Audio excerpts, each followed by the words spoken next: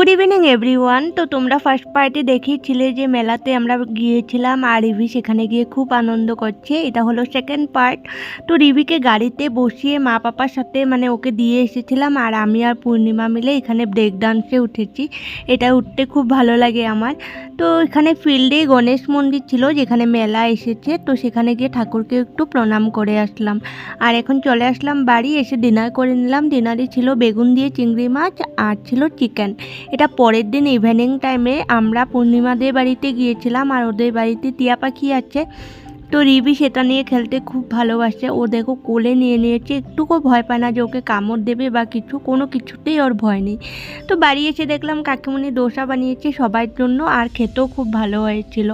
তো আসার পর থেকে মা আর কাকিমণি কিছু না কিছু বানিয়ে খাওয়াচ্ছে।